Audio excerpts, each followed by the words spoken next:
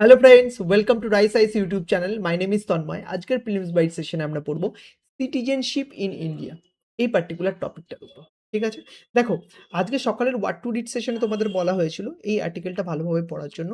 Change to citizenship rule notified by centre. Citizenship রুলে কিছু change করা হয়েছে, সেই রিলেটেডই কিন্তু, তার জন্যই কিন্তু এই আর্টিকেলটা এসেছিল। এবার তোমাদের কি দরকার ছিল যে এইখানে দেখবে যে ওসিআই ছিল, ওভারসিজ সিটিজেনশিপ অফ ইন্ডিয়া, তো কনস্টিটিউশনালে কোন কোন আর্টিকেল আছে, এইভাবে রিলেট করে কিন্তু আর্টিকেলটা পড়ার। এবার তোমরা যারা পড়েছো তারা তো খুব ভালো, কিন্তু যারা পড়োনি তারা কিন্তু এই যে পার্টিকুলার আর্টিকেলের ডিসকাশনটার থ্রুতে এই যে পুরো কম্প্রিহেন্সিভলি কিন্তু টপিকটাকে কিন্তু কভার করে নিতে পারবে। তো ভালো করে শোনো, ঠিক আছে? দেখো কি ছিল সিটিজেনশিপ ইন ইন্ডিয়া। এবার আমরা এই টপিকটাকে কিভাবে কভার করবো, প্রথমে আমরা কনটেক্সট দেখবো, কোন কনটেক্সটে এই পার্টিকুলার নিউজটা অ্যাপিয়ার হয়েছে। দেন আমরা কনস্টিটিউশনাল অ্যান্ড স্ট্যাটুটরি ফ্রেমওয়ার্ক দেখবো, কনস্টিটিউশন সিটিজেনশিপের ব্যাপারে কি বলছে সেটা আমরা বুঝবো। দেন আমরা দেখবো যে এই যে নতুন রুলটা নিয়ে আসা হয়েছে, সিটিজেনশিপ অ্যামেন্ডমেন্ট রুল 2026, এই রুলটার ব্যাপারে কিন্তু আমরা জানবো। ঠিক আছে, এরপর দেখো একটি কনসেপ্ট আছে overseas citizens of India status, OCI status. এই ওসিআই স্ট্যাটাসটা কি আর এর কিছু ফিচার্স, এগুলো আমরা পড়বো। দেন টার্মিনেশন অফ সিটিজেনশিপ, যে কিভাবে সিটিজেনশিপ টার্মিনেট করা হয় তার ব্যাপারে আমরা জানবো। তারপর দেখো প্রিলিমসের একটা এমসিকিউ আছে, যেটা কিন্তু তোমাদের সলভ করতে হবে, সলভ করে কমেন্ট সেকশনে আমাদের জানাতে হবে। বোঝা গেল? এবার আমরা কি দিয়ে স্টার্ট করবো না, কনটেক্সট। কনটেক্সটটা কি দেখো, রিসেন্টলি না মিনিস্ট্রি অফ হোম অ্যাফেয়ার্স এটা কিন্তু নতুন সিটিজেনশিপ অ্যামেন্ডমেন্ট রুল 2026 কিন্তু নোটিফাই করেছে। ঠিক আছে, তাহলে এই যে পার্টিকুলার রুলটা নোটিফাই করলো, এর মাধ্যমে কি বলা হচ্ছে দেখো, বেসিক্যালি কিন্তু এই যে রুলটার মাধ্যমে একটা কম্প্রিহেন্সিভ ডিজিটাল ফ্রেমওয়ার্ক কিন্তু দেওয়া হচ্ছে, যাতে registration, renunciation of citizenship plus plus overseas citizenship of India, এইগুলোকে পুরো স্ট্রিমলাইন করা যাতে সহজ হয়। মানে মেইনলি কি বলতো, ডিজিটালি এটাকে মোট আপডেটেড করা হচ্ছে। বোঝা গেল? এইবার এর সাথে সাথে কিন্তু electronic OCI, that is E OCI document, এগুলোরও কিন্তু ব্যবস্থা করা হয়েছে, যাতে টোটাল ইমিগ্রেশন যে প্রসেসটা আছে সেটা যাতে স্ট্রিমলাইন হয়। ক্লিয়ার? কেন? এটি নিউজে আছে যে recently citizenship amendment rule 2026 notify করা হয়। ঠিক আছে, এইবার আমরা সিটিজেনশিপের ব্যাপারে কিছু কনস্টিটিউশনাল স্ট্যাটুটরি ফ্রেমওয়ার্ক দেখব। দেখো, আমাদের কনস্টিটিউশনের পার্ট 2 এর মধ্যে আর্টিকেল 5 থেকে 11 এটা কিন্তু সিটিজেনশিপ রিলেটেড ম্যাটারের সাথে ডিল করে। আর বেসিক্যালি এটা কিন্তু বলে দেয় না যে ইন্ডিয়া, এই আর্টিকেলগুলো একদমই বলে না যে কে ইন্ডিয়ান সিটিজেন না, একদমই না। কিন্তু এই আর্টিকেলগুলো বেসিক্যালি এটা ডিল করে যে কমেন্সমেন্ট অফ দ্য কনস্টিটিউশনের সময় জানুয়ারি 26, 1950 কারা সেই সময় ইন্ডিয়ান সিটিজেন হওয়ার যোগ্য, বা ঠিক আছে, আর কারা হতে পারবে না, ঠিক আছে, who can became citizens in the commencement of constitution. বোঝা গেল? এইবার এই ইম্পর্টেন্ট ডাইমেনশনটা বোঝো। আর্টিকেল 5 থেকে 10 পর্যন্ত এর জন্য বলছে, আর আর্টিকেল 11-এ না পার্লামেন্টকে পাওয়ার দিচ্ছে। কি পাওয়ার দিচ্ছে? যে এই সিটিজেনশিপ রিলেটেড ম্যাটারের জন্য যদি কোনো ল আনতে চায় পার্লামেন্ট, তাহলে কিন্তু তারা সেটা আনতে পারে।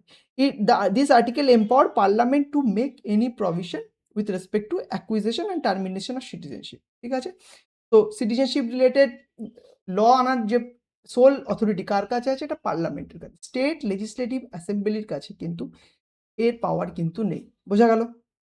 আর এই পাওয়ারের উপর বেস করেই কিন্তু পার্লামেন্ট সিটিজেনশিপ অ্যাক্ট 1955 কিন্তু পাস করেছে। ঠিক আছে, আর এইটাই কিন্তু প্রাইমারি লেজিসলেশন যার সাহায্যে সিটিজেনশিপ কিন্তু আমাদের দেশে কিন্তু গভর্ন হয়। আর এটা কিন্তু নাম্বার অফ টাইমস কিন্তু অ্যামেন্ডমেন্টও করা হয়েছে। ঠিক আছে, আর এই যে সিটিজেনশিপ অ্যাক্ট 1955 এখানে কি বলছে দেখো, কিভাবে সিটিজেনশিপ অ্যাকোয়ার করা যেতে পারে তার কয়েকটা কিন্তু যে মেথড ইন্ডিয়াতে পাওয়া যায়, সেগুলো কিন্তু এই পার্টিকুলার অ্যাক্টের আন্ডারে কিন্তু বলছে। যেমন কিভাবে ইন্ডিয়ান সিটিজেনশিপ অ্যাকোয়ার করা যায়? By birth, by descent, by registration, by naturalisation, by incorporation of territory. এইভাবে কিন্তু ইন্ডিয়ান সিটিজেনশিপ অ্যাকোয়ার করা যায়। ঠিক আছে, এইবার আমাদের যেটা জানতে হবে, এই সিটিজেনশিপ অ্যামেন্ডমেন্ট রুল 2026 যেটা আসলো, এর কি ফিচার্সগুলো কি কি? দেখো, প্রথমে না এটা কিন্তু যেটা প্রথমেই বললাম যে ডিজিটাল ট্রান্সফরমেশনের দিকে কিন্তু এই পার্টিকুলার যে রুলটা নিয়ে যাচ্ছে। কিভাবে নিয়ে যাচ্ছে? দেখো এই ওসিআই রেজিস্ট্রেশন এখন এই ওসিআই রেজিস্ট্রেশনের জন্য যে অ্যাপ্লিকেশন হবে সেটা কিন্তু পোর্টালে সেন্ট্রালাইজ পোর্টালের থ্রুতেই করা যাবে। ঠিক আছে? আলাদাভাবে কিন্তু ফিজিক্যালি যে এত কিছু ঝামেলা করার কিন্তু দরকার নেই। সিম্পল সেন্ট্রালাইজ পোর্টালে কিন্তু তারা কিন্তু রেজিস্টার করে এই ওসিআই ডকুমেন্ট কিন্তু তারা পেতে পারে। ঠিক আছে? এর সাথে কিন্তু EOCI electronic overseas citizens of India এই ইওসিআইও কিন্তু ইন্ট্রোডিউস করা হচ্ছে। ঠিক আছে? এর ফলে কি হবে না প্রপার ডিজিটাল রেকর্ড কিন্তু মেইনটেইন করা হবে। ঠিক আছে? আর এছাড়াও কিন্তু মাইনর চিলড্রেনদের জন্য কিন্তু একটা ইম্পোর্টেন্ট প্রভিশন আছে। ধরো কোনো মাইনর চিলড্রেন আছে, সে অন্য কোনো কান্ট্রির পাসপোর্ট হোল্ড করছে। তাহলে সে কিন্তু ইন্ডিয়ান পাসপোর্ট হোল্ড করতে পারবে না। বোঝা গেল? এটাই লেখা আছে। Minor child can not hold the passport of any other country if they are holding Indian passport. যদি ইন্ডিয়ান পাসপোর্ট হোল্ড করে থাকে তাহলে অন্য কান্ট্রির পাসপোর্ট হোল্ড করতে পারবে না, আর ভাইস ভার্সা। যদি অন্য কান্ট্রির পাসপোর্ট হোল্ড করে থাকে তাহলে কিন্তু ইন্ডিয়ান পাসপোর্ট হোল্ড করতে পারবে না। কারণ ইন্ডিয়াতে কিন্তু ডুয়াল সিটিজেনশিপের কিন্তু কোনো প্রভিশন নেই। ঠিক আছে? এরপর আমাদের যেটা দেখতে হবে যে এই ওভারসিজ সিটিজেন্স অফ ইন্ডিয়া নিয়ে আমরা এত কথা বলছি, এই ওভারসিজ সিটিজেন্স অফ ইন্ডিয়া এটা কি? ঠিক আছে? দেখো, অনেকের হয়তো কনফিউশন হতে পারে যে এর মানে হচ্ছে ডুয়াল সিটিজেনশিপ। কিন্তু একদমই না। ওভারসিজ সিটিজেন্স অফ ইন্ডিয়া কিন্তু ডুয়াল সিটিজেনশিপ না। ঠিক আছে? কারণ ইন্ডিয়ান কনস্টিটিউশন আর্টিকেল 9 স্পেসিফিক্যালি কিন্তু এই ডুয়াল সিটিজেনশিপের যে কনসেপ্টটা সেটা কিন্তু মানে রেস্ট্রিক্ট করেছে। ইন্ডিয়াতে ডুয়াল সিটিজেনশিপ কিন্তু পসিবল না। ঠিক আছে? তাহলে ওসিআই কি? ওসিআই দেখো ফর্ম অফ পার্মানেন্ট রেসিডেন্সি, এর সাথে কিছু স্পেসিফিক বেনিফিটও থাকে। ঠিক আছে? এটা পুরোপুরি সিটিজেনশিপ না, বাট হ্যাঁ, পার্মানেন্ট রেসিডেন্সির কিছু প্রভিশন আছে, প্লাস কিছু স্পেশাল বেনিফিটও আছে। ঠিক আছে? আর এই যে রুলে তাহলে কি ওসিআইতে কি চেঞ্জ এসছে? দেখো, প্রথম কথা হচ্ছে বায়োমেট্রিক ইন্টিগ্রেশন কিন্তু এই রুলটার আন্ডারে কিন্তু করে হয়েছে ওসিআই। এবার কিভাবে? দেখো, যারা ওসিআই অ্যাপ্লিকেন্ট আছে তাদের কিন্তু এটা কনসেন্ট দিতে হবে যাতে তাদের biometric data fast track immigration প্রসেসটাকে ফাস্ট ট্র্যাক করার জন্য যাতে ইউজ করা যেতে পারে। বোঝা গেল? এছাড়াও কেউ যদি ধরো তাদের যে ওসিআই স্ট্যাটাস আছে, ঠিক আছে, সেটা ছেড়ে দিতে চাইলো, তাহলে কিন্তু তারা সেটা অনলাইনেও করতে পারবে। তাহলে কি both acquisition and plus renunciation তারা কিন্তু অনলাইনেই করতে পারবে। তো কি হচ্ছে না, ডিজিটালি কিন্তু মোর আপডেটেড করছে পুরো সিস্টেমটাকে। এরপর যেটা আমাদের দেখতে হবে, আচ্ছা সিটিজেনশিপ কিভাবে ইন্ডিয়াতে টার্মিনেট করা যায়। দেখো, আমরা কি দেখলাম যে কিভাবে অ্যাকুইজিশন অফ সিটিজেনশিপ হয়, birth, descent, registration, naturalisation, incorporation of territory. এবার টার্মিনেশন দেখব। ঠিক আছে? দেখো, রিনাউন্সিয়েশনের সাহায্যে টার্মিনেশন করা হয়। টার্মিনেশন তো আছে, এর সাহায্যে ডেপ্রিভেশনের সাহায্যেও কিন্তু সিটিজেনশিপ টার্মিনেট করা হয়। রিনাউন্সিয়েশন কি?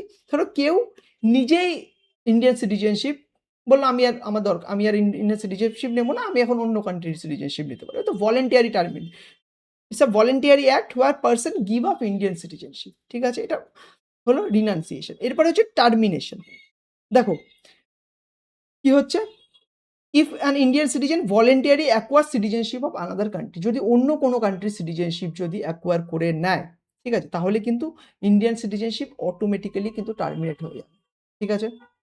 তাহলে ডিনাউন্সিয়েশনে কি হচ্ছে, ভলেন্টিয়ারি সিটিজেনশিপ গিভ আপ করে দিচ্ছে। আর এখানে ধরো ভলেন্টিয়ারি তো গিভ আপ করছে না, বাট অন্য কান্ট্রির সিটিজেনশিপ নিচ্ছে, তাহলে কিন্তু অটোমেটিক্যালি ইন্ডিয়ান সিটিজেনশিপ টার্মিনেট হয়ে যায়। এছাড়াও আছে ডেপ্রিভেশন। ডেপ্রিভেশন ডেপ্রিভেশন কি? এটা কিন্তু কম্পালসারিলি টার্মিনেট করে দেয়। কে করে না? Central government. যেমন বললাম আর্টিকেল 11-এ কি আছে, যে পার্লামেন্টের কাছে কিন্তু পাওয়ার আছে, সেই পার্লামেন্ট কিন্তু সেই পাওয়ার সেন্ট্রাল গভর্নমেন্টকে দিয়েছে। তো সেন্ট্রাল গভর্নমেন্ট কিন্তু কম্পালসারিলি টার্মিনেট করতে পারে। কিসের জন্য?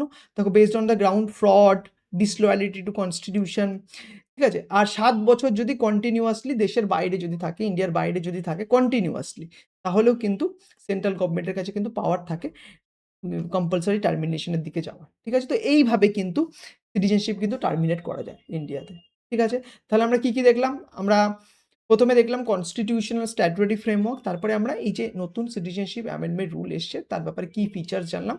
এরপরে আমরা overseas citizens of Indian OCI status তার ব্যাপারে জানলাম, আর কি চেঞ্জ এসছে সেটা আমরা দেখলাম, and then termination of citizenship আমরা কিন্তু পড়লাম। ঠিক আছে?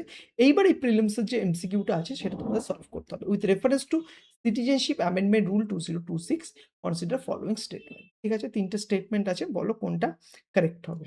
ঠিক আছে? কমেন্ট সেকশনে যেয়ে জানাও। স্ক্রিনটাকে পজ করো, একবার পড়ো, তারপরে দেখো আনসার কি হবে কমেন্ট সেকশনে যেয়ে জানাও। আর তোমরা যারা সেম আর্টিকেলটা বাংলায় পড়তে চাও তারা রাইস আইএস এর ওয়েবসাইটে চলে যাবে। দেখবে সেম আর্টিকেলটা বাংলাতেও দেওয়া আছে।